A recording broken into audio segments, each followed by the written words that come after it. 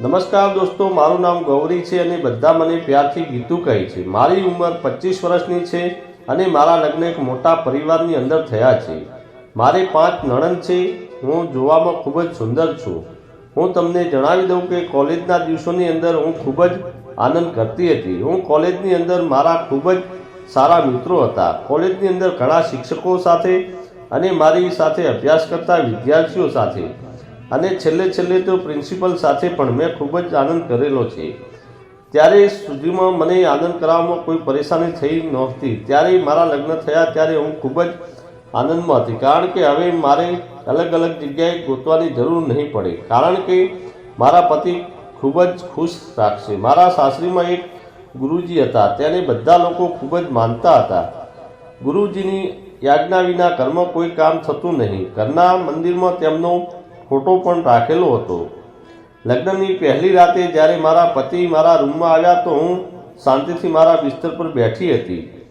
મારા પતિનું નામ સુરેશ હતું। મને લાગ્યું કે આજે તે મારા ભૂકા કાઢી નાખશે, પણ તે અચાનક શાંત થઈ ગયા। મેં જોયું કે મારા પતિ ઢીલા ઢપ થઈ ગયા હતા। આ શું થયું? આ કોઈ પણ કાજા વગર આમ કેમ થઈ ગયું? પછી 5 મિનિટ પછી મેં તેમને પકડીને બહુ મહેનત કરી, પણ તેનો કોઈ ફાયદો ન થયો।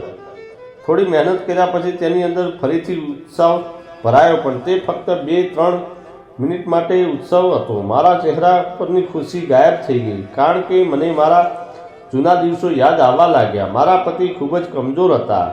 હું ઉદાસ રહેવા લાગી। થોડા દિવસ પછી ગુરુજી અમારા ઘરે આવ્યા।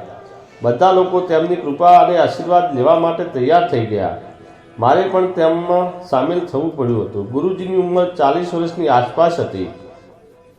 મજબૂત શરીર અને ખૂબ જ સારી ઊંચાઈ। તે બધાને આશીર્વાદ આપ્યા અને બધા હાલચાલ પૂછ્યા। મારા સસરાજીએ કહ્યું કે આજકાલ આ નવી વહુ બહુ ઉદાસ રહે છે, કૃપા કરીને ગુરુજી તેમને આશીર્વાદ આપો। બાબાએ કહ્યું, ઠીક છે, વહુને કહો કે મારી સેવા કરે, હું તેને આશીર્વાદ આપીશ। હવે મારે બધા પાસે નોકરી લાગી ગઈ। મારે જમવાનું, તેમની માટે પીવાનું, કપડાં, પૂજા, દૂધ, આ બધું જ મારે કરવાનું હતું। મેં પણ વિચાર્યું, ચાલો જોઈએ છીએ શું થાય છે। ગુરુજી માટે ટેરેસ ઉપર ગેસ્ટ રૂમ હતો, ત્યાં તેમને રહેવાનો ઉતારો આપ્યો હતો। તેમના રૂમમાં પૂજા પાઠની તૈયારી કરી દીધી હતી। બાબાજી જમ્યા પછી ઉપર જતા રહ્યા અને આરામ કરવા માટે એક ધોતી પહેરી હતી। જ્યારે બાબાજી સૂવા માટે જતા ત્યારે મનમાં એક જ વિચાર આવ્યો। મેં વિચાર્યું કે આજે બાબાજી પણ ચેક કરી લઈએ કઈ રીતે અને શું કરવું। મેં મારા મગજમાં પ્લાન બેસાડી દીધો। થોડી વાર પછી હું બાબાજીની સેવા કરવા માટે ઉપર રૂમમાં ગઈ। મેં પણ સરસ મજાની સાડી પહેરી હતી। હું જ્યારે ઉપર ગઈ ત્યારે બાબાજી શાંતિથી આરામ કરી રહ્યા હતા। મને જોઈને બાબાજી ખુશ થઈ ગયા, ખુરશી ઉપર બેસી ગયા। મેં સાડીનો પલ્લુ મારી કમરની અંદર નાખ્યો અને સાડીને ઘૂંટણ તરફ કરી નાખી અને હું નીચે જમીન સાફ કરવા લાગી। આમ સફાઈ કરતાં હું બાબુજીની સામે પહોંચી ગઈ અને ખ્યાલ હતો કે બાબુજી મને જોઈ રહ્યા છે। હું સફાઈ કરતાં તેમના પગ પાસે પહોંચી ગઈ। તેના પગ નીચે જમીન પર હતા। મેં બાબાજીને પણ પગ ઊંચા કરવાનું કહ્યું, એટલે બાબાજીએ પોતાના બંને પગ ખુરશી પર લઈ લીધા। પણ આ બધું કરતાં બાબાજીની ધોતીનો એક છેડાનો ભાગ હવાની અંદર ઉઠવા લાગ્યો અને મને એક વિચિત્ર વસ્તુના દર્શન થયા। હું તમને શું કહું કે મારા હાથ જમીન પર સફાઈ કરી રહ્યા હતા। મારું માથું નીચે હતું, પણ બાબાજીના બાબલા ઉપર હતી। અમારા બંનેની વચ્ચે 1-2 ફૂટનું અંતર હતું। હું ખૂબ જ પ્રેમભરી નજરથી જોઈ રહી હતી। મને લાગતું હતું કે બાબાજી તેની જાણ નથી, પણ બાબાજીએ બધી ખબર હતી। થોડા જ વખતમાં તેમના દર્શન કર્યા પછી તે ખૂબ જ સુંદર હતું। તે નોર્મલ પોઝિશનમાં હતું અને નોર્મલ પોઝિશનમાં પણ તે ખૂબ જ સુંદર અને તંદુરસ્ત હતું। તેની નીચે એક વોલીબોલ જેવી ચીજ હતી, તે ખૂબ જ મોટી હતી અને સફરની વાત જ કરો છો। મેં ખૂબ જ મન લગાવીને દર્શન કર્યા। આખા રૂમની સફાઈ કર્યા પછી મેં બાબાજીને કહ્યું કે શું આદેશ છે। બાબાજીએ તેમને મને હાથનો ઇશારો કરીને બહાર જવાનું કહ્યું। હું સાડીનું પલ્લું માથા પર ઓઢીને નીચે આવી ગઈ અને મારા રૂમમાં જતી રહી। થોડી વાર પછી મારી નણંદ મારા રૂમમાં આવી અને બોલી, આજે મારો ભાઈ ઓફિસેથી દિલ્હી જવાનો છે અને તે એક સપ્તાહ પછી આવશે અને તેણે કહ્યું છે કે તમે બાબાજીની સેવા બરાબર કરજો અને જો તમારે દિલ્હીથી કંઈ મંગાવવું હોય તો તેમને ફોન કરી દેજો. મેં કહ્યું ઠીક છે. થોડી વાર પછી મારી નણંદ પાછી મારા રૂમમાં આવી અને તે મને કહેવા લાગી, ભાભી તમે સાડી પહેરીને બાબાજીની પાસે ગયા હતા એટલે બાબાજીએ એ સારું નથી લાગ્યું. તેણે કહ્યું કે જો તમારે સેવા કરવી હોય તો તમારે પણ બાબાજીની જેમ જ કપડાં પહેરવા પડશે. તો તેમ નણંદે કહ્યું, બાબાજી જેમ ખાલી ધોતી પહેરીને જ આખા ઘરમાં કેમ ફરી શકું? તો મારી નણંદે કહ્યું, તમારે નીચે આવવાની ક્યાં જરૂર છે? બાબાજીની રૂમની પાસે બીજો રૂમ ખાલી પડ્યો છે, તમે ત્યાં જ રોકાઈ જજો અને બાબાજી પાસે જાઓ ત્યારે કપડાં ચેન્જ કરીને જજો અને જો તમારે નીચે આવવું હોય તો તમે સાડી પહેરીને નીચે આવી જજો. મેં તેને કહ્યું, હું આ રીતે આખો દિવસ કપડાં બદલતી રહીશ. તો મારી નણંદ બોલી, તો તમે ઉપર જ રહેજો, પણ આમ પણ મારો ભાઈ ઘરે તો છે નહીં, એટલે તમે બાબાજીની સેવા કરો અને જો તમારે કોઈ વસ્તુની જરૂર હોય તો મને બોલાવી લેજો, હું તમને ત્યાં પહોંચાડી દઈશ. તેનો આઈડિયા મને પસંદ આવ્યો. મારી નણંદ ગયા પછી હું બાથરૂમમાં ગઈ અને સ્નાન કરીને બહાર આવી. જ્યારે હું બહાર આવી તો મારી નણંદ મારા રૂમમાં જ હતી. તેના હાથમાં તાજા ફ્રૂટ હતા અને તેને કહ્યું કે ભાભી, બાબાજીને ફ્રૂટ દેવાનો સમય થઈ ગયો છે, તમે ઉપર જાઓ, તમારા કપડાં ત્યાં બાજુની રૂમમાં પડ્યા છે, તે પહેરીને બાબાજી પાસે જજો.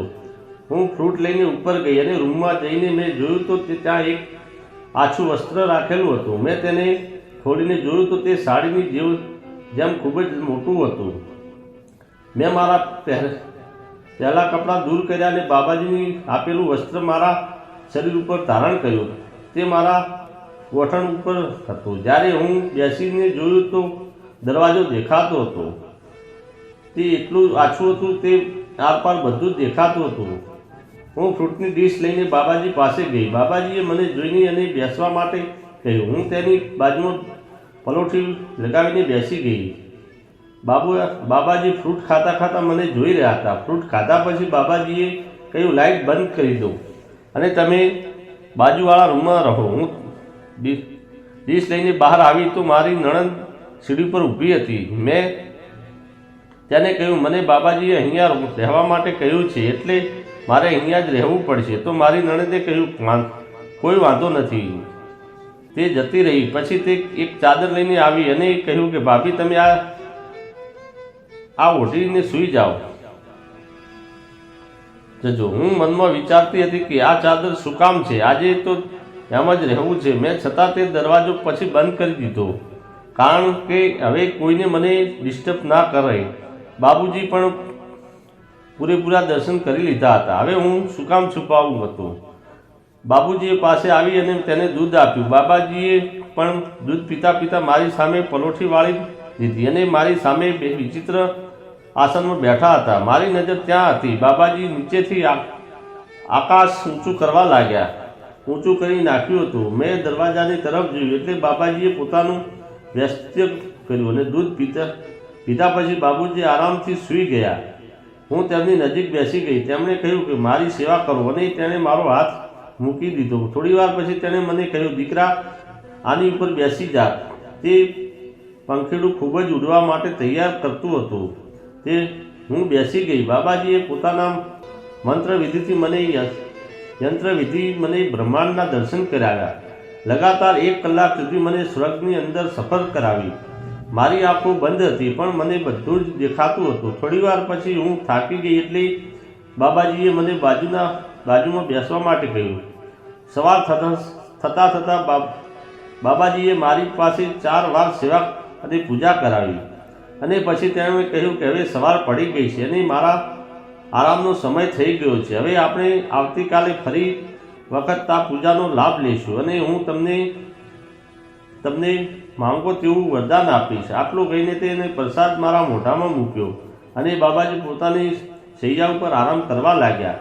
મિત્રો, તમને વિડીયો કેવો લાગ્યો તે કોમેન્ટ કરી જરૂર જણાવજો અને ચેનલ પર નવા હો તો ચેનલને સબસ્ક્રાઈબ જરૂર કરી દેજો. ફરી મળીશું આપણે એક નવી વાર્તામાં.